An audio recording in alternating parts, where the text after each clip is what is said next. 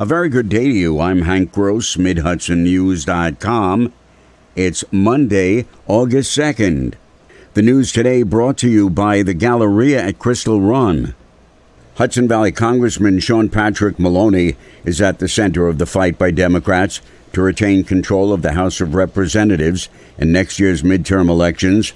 Republicans have begun saber-rattling in an attempt to take back the House. Maloney, chairman of the Democratic Congressional Campaign Committee, believes his party will remain in control because, as he put it, we deliver results for the American public. One party is delivering and the other is offering, I don't think anything but hatred and distortions and fear, sometimes racism. And I just don't think that's what the American people want. I think they want responsible adults who are going to solve problems and work with our new president to move our country forward. And if we win on that basis, well, that's the best way to win.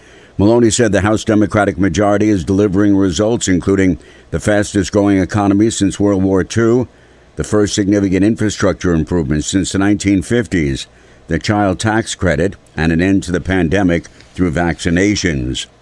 Olympic women's basketball gold medalist Stephanie Dolson came to her hometown of Greenville over the weekend as family, friends, and community came out to Greenville Town Park to give her a hero's welcome. Among those who greeted her was Orange County Executive Stephen Newhouse. He said she continues to make Menacing Valley and Orange County proud, and they congratulate her and her family and friends who supported her in the historic win. Demand for hangar space for aircraft based at New York Stewart International Airport is so high that the Port Authority is exploring qualified developers to construct additional space. At present, there's no space available, and Stewart Business Development Director Michael Torelli says more will be a plus for the airport and the region. With new hangar development comes vacancy, and then such aircraft will be based here. So that's the key part. It's one thing to utilize the airport, but it's another thing to have them based at an airport, because basing aircraft at an airport brings extra jobs, extra investment, and more activity. Signature Aviation, one of Stewart's two fixed-based operators, is scheduled to build a new facility that will include offices and hangar space. More news in just a moment. The new school year is right around the corner, and the Galleria at Crystal Run in Middletown is the ultimate destination for your back-to-school essentials. Shop the latest fashions from American Eagle, Champs, DSW, Forever 21, Hollister, Journeys, and more. Visit GalleriaCrystalRun.com for a complete list of deals for students and teachers. The Galleria at Crystal Run, your back-to-school shopping headquarters. Police are investigating a shooting incident in Middletown at around 11:30 p.m. on Saturday, in which two people were reported to have been shot. A large section of Dolson Avenue was shut down as Middletown and state police investigators combed the area for clues.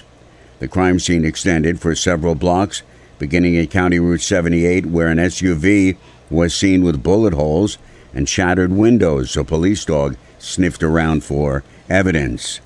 Police in the city of Newburgh are investigating a shooting that occurred just before midnight on Saturday night. The incident occurred at Johnston and 3rd Streets in the city. The victim sustained gunshot wounds to the back of his neck and leg. A 32-year-old Middletown man was sentenced in federal court to 15 years in prison for importing and trafficking fentanyl analogs and synthetic opioids through the dark web. Through his guilty plea, Chukwemeka Okapari, also known as Emeka, admitted to importing drugs from Hong Kong and making false statements to the government regarding the proceeds of his offenses. He admitted that in November 2016, he sold a synthetic narcotic to an 18-year-old who died from an overdose after using the drugs. He also admitted that his narcotics offenses involved over 16 kilograms of drugs. I'm Hank Gross, MidHudsonNews.com. The news today brought to you by the Galleria at Crystal Run.